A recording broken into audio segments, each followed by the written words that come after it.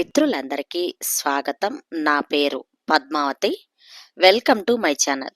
ఈరోజు మనం వినబోయే కథ డి సాయినాథ్ గారు రచించిన వైదేహి కోసం రఘు రామ్. ఒక చక్కని కథను వినేద్దామండి. ఒకరోజు రఘు ఇంటికి వెళ్తూ ఉండగా తనకి ఎదురుగా వస్తున్న జంటను చూసి తనకు కూడా అలాంటి జీవితం ఉంటే బాగుంటుంది అని అనుకుంటూ అలాగే ముందుకు వెళ్తున్నాడు. ఎదురుగా వస్తున్న బస్సుని రఘు గమనించనే లేదు. అలాగే ఆ జంటను చూస్తూ ముందుకు వెళ్తూ ఉన్నాడు. అది చూసిన ఒక అమ్మాయి రఘుని బస్సు ఢీకొట్టకుండా పక్కకు తోసి కాపాడుతుంది. రఘు కింద పడిపోయాడు. బస్సు వెళ్ళిపోతుంది. రఘు మెల్లిగా లేచాడు. అప్పుడు ఆ అమ్మాయి రఘుతో మాట్లాడుతూ, ఎదురుగా వస్తున్న బస్సు కనిపించలేదా, లేక నీకు కనపడదా అని అంటూ ఉంటుంది. అప్పుడు రఘు మాట్లాడుతూ, నేను గుడ్డివాడిని, నాకు కనిపించదండి అని చెప్పాడు. అయ్యో, నన్ను క్షమించండి, నువ్వు ఎక్కడికి వెళ్ళాలో చెప్పు, నేను నిన్ను అక్కడికి తీసుకెళ్తాను అని అమ్మాయి అన్నది. పర్లేదండి, నేను ఇక్కడ పక్కనే ఉంటాను, నేను వెళ్తానులేండి, నన్ను కాపాడినందుకు కృతజ్ఞతలు అని చెప్పి రఘు అక్కడి నుండి వెళ్ళిపోయాడు. కొన్ని రోజుల తర్వాత రఘు తనని కాపాడిన అమ్మాయి ఒక అనాథ శరణాలయం దగ్గర పిల్లలకి బట్టలు ఇంకా స్వీట్స్ పంచుతూ ఉంటే చూశాడు. ఆ అమ్మాయి దగ్గరకు వెళ్ళాడు. ఆ అమ్మాయిని రఘుని గుర్తుపడుతుంది. రఘు ఆ అమ్మాయితో మాట్లాడుతూ, నన్ను క్షమించండి, ఆ రోజు నేను గుడ్డివాడిని అని మీకు అబద్ధం చెప్పాను అని ఆ రోజు రఘు చూసిన సంఘటన, తను ఆలోచించింది మొత్తం అమ్మాయికి వివరిస్తాడు. మొదట రఘుని తిడుతుంది. ఆ అమ్మాయి తర్వాత రఘుని అర్థం చేసుకుంటుంది. ఇద్దరూ కలిసి పిల్లలకు బట్టలు స్వీట్స్ పంచి పక్కనే ఉన్న కాఫీ షాప్కు వెళతారు. కాఫీ షాపులో రఘు మాట్లాడుతూ, మీ పేరేంటి అని అమ్మాయిని అడిగాడు. అప్పుడు అమ్మాయి, నా పేరు వైదేహి, మాది గుంటూరు, ఇక్కడ హాస్టల్లో ఉంటున్నాను, మా ఆఫీస్కి దగ్గరలోనే, నువ్వు ఏం చేస్తూ ఉంటావు అని అడిగింది వైదేహి.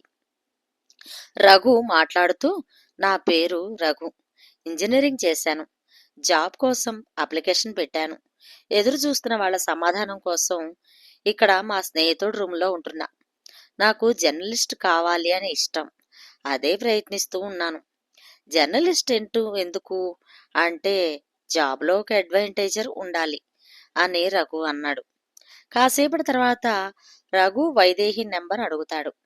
నా ఫోన్ నెంబర్ నీకెందుకు అని అడిగింది వైదేహి. నేను జాబ్ కోసం చూస్తున్నాను కదా, మీ ఆఫీసులో జాబ్ ఉంటే చెప్తారు కదా అని, అందుకే మీ ఫోన్ నెంబర్ అడిగాను. కొన్ని రోజులు ఏదైనా జాబ్ చేద్దామని రఘు అనుకుంటున్నాడు. వైదేహితో అదే మాట చెప్పాడు. సరే అని వైదేహి రఘుకి నెంబర్ ఇస్తుంది. రఘు నెంబర్ వైదేహి తీసుకుంటుంది. ఒక వారం తర్వాత వైదేహి రఘుకి ఫోన్ చేసి రఘుతో మాట్లాడుతూ, హలో రఘు, నేను వైదేహి, ఎలా ఉన్నావు అని అడిగింది వైదేహి. నేను బాగున్నాను, మీరెలా ఉన్నారు అన్నాడు రఘు. నేను బాగున్నాను, మా ఆఫీసులో రేపు ఇంటర్వ్యూ ఉంది, నువ్వు జాబ్ కోసం చూస్తున్నా అని చెప్పావు కదా, అందుకే కాల్ చేశాను అని చెప్పింది వైదేహి. అవునా, థ్యాంక్స్ అండి, రేపు ఏ టైంకి రావాలో చెప్పండి, నేను వచ్చేస్తాను అని రఘు అన్నాడు. ఇంటర్వ్యూ వివరాలు వైదేహి రఘుతో చెప్పింది. తర్వాత రోజు ఆఫీస్కి రఘు ఇంటర్వ్యూ కోసం వెళ్తాడు. వైదేహి సహాయంతో రఘుకి జాబ్ వస్తుంది. కొన్ని నెలలు గడిచిపోతాయి. రఘు ఇంకా వైదేహి మంచి స్నేహితులుగా కలిసిపోయారు.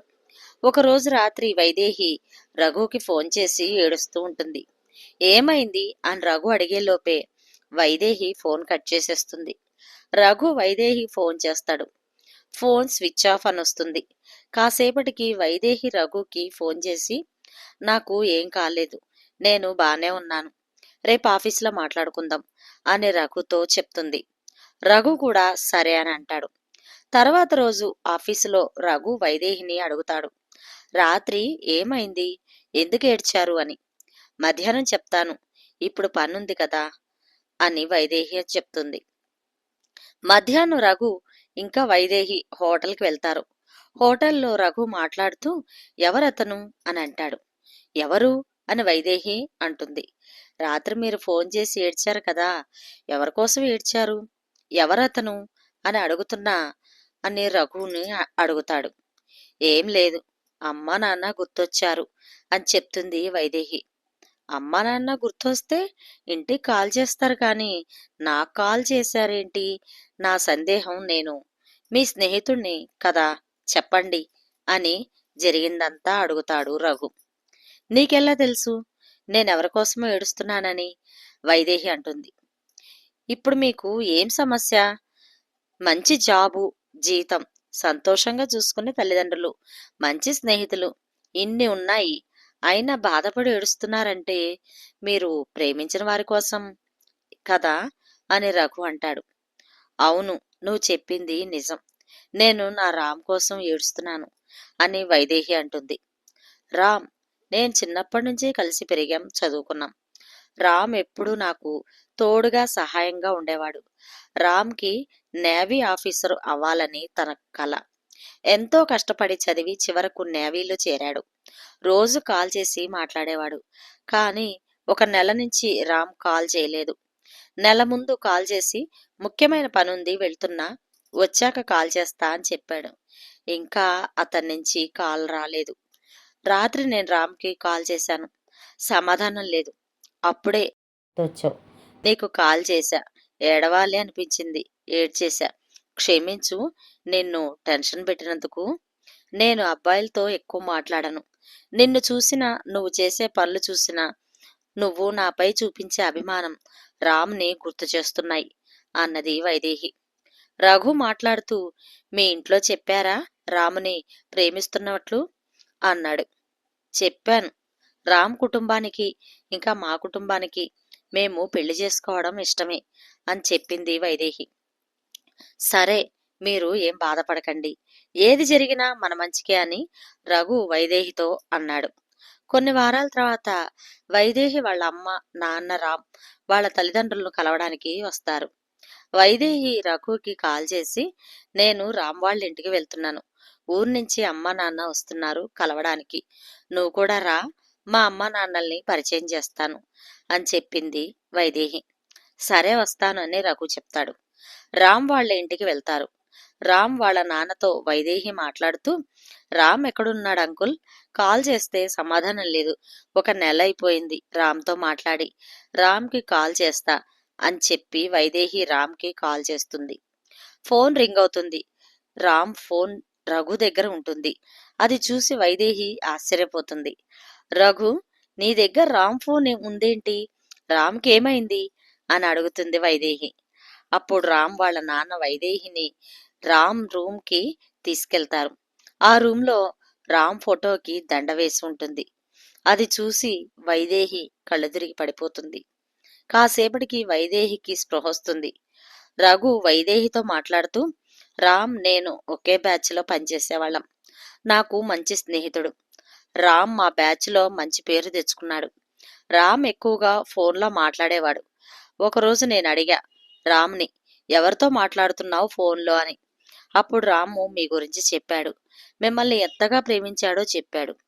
మీరు రామ్ లైఫ్లో ఉండటం తన అదృష్టం అని చెప్పాడు. రామ్కి మీరంటే ప్రాణం. మీ గురించి మాట్లాడే ప్రతిసారి ఏదో తెలియని సంతోషం రామ్లో కనిపించేది. ఆ తర్వాత రోజు మత్తు పదార్థాల వ్యాపారం చేసేవాడు. సముద్రం మధ్యలో వాళ్ళ సరుకు మారుతుంది అని తెలిసింది. వాళ్ళని పట్టుకోవడానికి మేం వెళ్ళాము. ఆ గొడవలో రామ్ ఏమైపోయాడో తెలియలేదు. ఎంత వెతికినా దొరకలేదు. ఆ ముందు రోజే రామ్ నాతో ఇలా చెప్పాడు, నాకేదైనా జరిగితే వైదేహి బ్రతకదు. నేను ఉన్నా లేకున్నా వైదేహి సంతోషంగా ఉండాలి రఘు అని. ఈ విషయం నీకెందుకు చెప్తున్నానంటే, నా జీవితంలో నేను నా విషయాలు ఎవరికీ చెప్పుకోను. కానీ నిన్ను చూస్తే నా సోదరుల్లాగా అనిపిస్తున్నావు. అందుకే నీకు నా విషయాలు చెప్పాను అని రామ్ నాతో అనేవాడు. రామ్ కోసం నేను మీ దగ్గరకొచ్చాను. మీరు హ్యాపీగా ఉండాలి అని నా స్నేహితుడి కోరిక. మీరు ఏడ్చేసరికి నాకు నిజం చెప్పక తప్పలేదు. మీ అమ్మా నాన్నలతో మాట్లాడి రామ్ ఇంటికి మీరు వచ్చేలాగా చేశాను అని రఘు వైదేహికి జరిగిన విషయం అంతా చెప్తాడు. ఆ తర్వాత వైదేహి సంతోషానికి దూరం అయిపోతుంది. ఎప్పుడు రాముని తలుచుకొని బాధపడుతూ ఉండేది. అది చూసిన రఘు వైదేహిని సంతోషంగా చూడటానికి రామ్ ఇంకా వైదేహి వెళ్ళిన ప్రతి చోటికి వైదేహిని తీసుకువెళ్తాడు. అలా అయినా రామ్తో గడిపిన సంతోషమైన క్షణాలు గుర్తు చేసుకుని బాధని మరిచిపోతుంది అని రఘు ఆలోచన. రఘు చేసిన ప్రయత్నం వైదేహిని కొద్ది కొద్దిగా మారుస్తూ వస్తుంది. వైదేహికి రామ్ చెప్పిన మాటలు గుర్తుకొస్తాయి. నేను నీతో ఉన్నా లేకున్నా నువ్వు ఎప్పుడూ సంతోషంగా ఉండాలి అని. అప్పటి నుండి వైదేహి రామ్ కోసం సంతోషంగా ఉంటుంది. కొన్ని రోజులు గడిచిపోతాయి. వైదేహి వాళ్ళ అమ్మా నాన్న వైదేహితో రఘుని పెళ్లి చేసుకోమని చెప్తారు. దానికి వైదేహి ఏం సమాధానం చెప్పకుండా వెళ్ళిపోతుంది.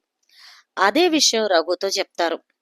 రఘు వైదేహితో మాట్లాడుతూ, మీరు రాము ఆలోచనల నుండి ఇంకా బయటికి రాలేకపోతున్నారు అని అర్థమవుతుంది. కానీ మీ అమ్మా నాన్నల కోసం ఈ పెళ్లి చేసుకుందాం. మీరు ఇప్పుడు ఎలా ఉన్నారో పెళ్లి తర్వాత అలానే ఉండండి. నేను ఇప్పుడు ఎలా ఉన్నానో అలానే ఉంటాను. మంచి స్నేహితుల్లాగా ఉందాం అని రఘు వైదేహికి పెళ్లికి ఒప్పిస్తాడు. పెళ్లి రోజు పెళ్లి మండపంలో అనూహ్యంగా రామ్ వస్తాడు. రాముని చూసి అందరూ ఆశ్చర్యపోతారు. పెళ్లిపీటలపైన రఘు ఇంకా వైదేహిని చూసి రామ్ కోపంతో రఘుని కొట్టడానికి వస్తాడు. అది చూసిన వైదేహి రాముని అడ్డుకుంటుంది. ఈ పెళ్లి ఎందుకు, ఎలాంటి పరిస్థితుల్లో ఒప్పుకోవాల్సి వచ్చిందో, రఘు మంచితనం ఏంటో వైదేహి రామ్కి వివరిస్తుంది. రామ్ రఘుని కౌగిలించుకొని క్షమాపణ చెప్తాడు. రఘు మాట్లాడుతూ, ఇన్ని రోజులు ఎక్కడ ఉన్నావు రామ్? నీకోసం చాలా వెతికాం, కానీ నిన్ను కనిపెట్టలేకపోయాం అని అంటాడు. ఆ రోజు షిప్లో మీరందరూ బయట ఉన్నారు. నేను లోపలికి వెళ్ళాను. నాకింకా ఆ గ్యాంగ్లో వాడికి గొడవ జరిగింది. ఆ గొడవ తర్వాత నన్ను వాళ్ళ స్థావరానికి వాళ్ళ మనుషుల సహాయంతో తీసుకువెళ్లారు. మన గురించి మన వివరాలు అడిగి నన్ను హింసించారు. నేను వాళ్ళకి ఏం చెప్పలేదు. ఒకరోజు నన్ను వేరే స్థావరానికి మారుస్తూ ఉండగా వాళ్ళని కొట్టి వాళ్ళ నుండి తప్పించుకున్నాను. అక్కడ ఉన్న అడవి మనుషుల సహాయంతో నేను బ్రతికాను. అక్కడే ఇన్ని రోజులు ఉన్నాను. ఇక్కడికి వచ్చాక వైదేహి హాస్టల్ దగ్గరికి వెళ్ళాను. వెళ్ళాక తెలిసింది నీకు ఇంకా వైదేహికి పెళ్లి అని. ఆ మాట విని చాలా కోపం వచ్చింది. వెంటనే ఇక్కడికి వచ్చేశాను అని రామ్ జరిగిందంతా చెప్తాడు. వైదేహి గారి ప్రేమే నిన్ను కాపాడింది రామ్. అందుకే పెళ్లి టైంకి నువ్వు వచ్చావు. చాలా సంతోషంగా ఉంది అని అంటాడు రఘు. అందరూ కలిసి రామ్ ఇంకా వైదేహి పెళ్లి చేసేస్తారు. రఘు వచ్చిన పని అయిపోయింది. రామ్ ఇంకా వైదేహి సంతోషంగా ఉన్నారు. రఘు తన పనిలోకి తను వెళ్ళిపోయాడు. ఎలా ఉంది మిత్రులు?